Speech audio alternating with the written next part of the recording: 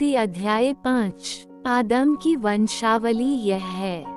जब परमेश्वर ने मनुष्य की सृष्टि की तब अपने ही स्वरूप में उसको बनाया।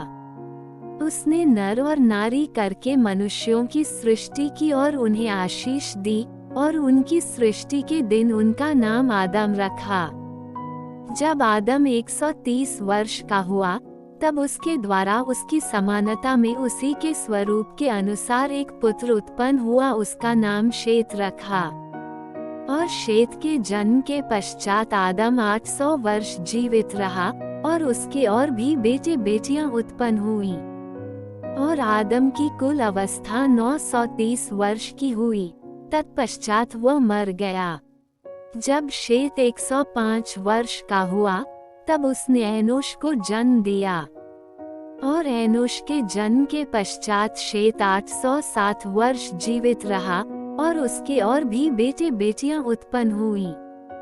और शेत की कुल अवस्था 912 वर्ष की हुई, तत्पश्चात वह मर गया।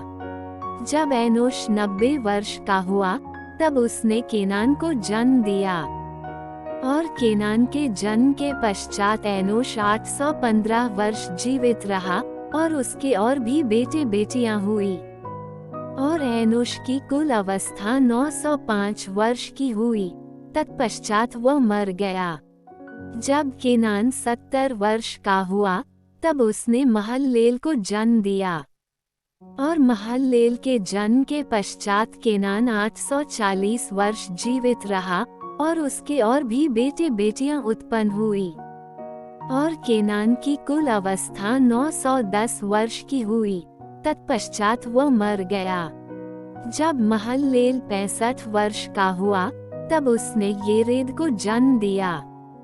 और येरेद के जन्म के पश्चात महललेल 830 वर्ष जीवित रहा और उसके और भी बेटे बेटियां उत्पन्न हुई।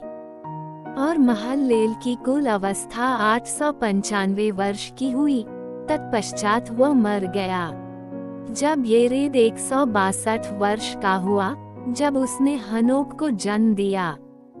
और हनोक के जन्म के पश्चात येरेद 800 वर्ष जीवित रहा और उसके और भी बेटे बेटियां उत्पन्न हुई। और येरेद की कुल अवस्था 962 वर्ष की हुई, तत्पश्चात वह मर गया। जब हनोक 65 वर्ष का हुआ तब उसने मतूशेला को जन्म दिया। और मतूशेला के जन्म के पश्चात हनोक 300 वर्ष तक परमेश्वर के साथ साथ चलता रहा और उसके और भी बेटे बेटियां उत्पन्न हुईं। और हनोक की कुल अवस्था 365 वर्ष की हुई। और हनोक परमेश्वर के साथ साथ चलता था, फिर वह लोप हो गया क्योंकि परमेश्वर ने उसे उठा लिया। जब मतूशेला 187 वर्ष का हुआ तब उसने लेमेक को जन्म दिया। और लेमेक के जन्म के पश्चात मतूशेला 782 वर्ष जीवित रहा और उसके और भी बेटे बेटियां उत्पन्न हुईं। और मतूशेला की कुल अवस्था 969 वर्ष की हुई, तत्पश्चात वह मर गया। जब लेमेक 182 वर्ष का हुआ तब उसने एक पुत्र जन्म दिया। और यह कहकर उसका नाम नूह रखा कि यहोवा ने जो पृथ्वी को शाप दिया है उसके विषय ये लड़का हमारे काम में और उस कठिन परिश्रम में जो हम करते हैं हमको शांति देगा। और नूह के जन्म के पश्चात लेमेक 595 वर्ष जीवित रहा और उसके और भी बेटे बेटियां उत्पन्न हुईं। और लेमेक की कुल अवस्था 777 वर्ष की हुई, तत्पश्चात वह मर गया।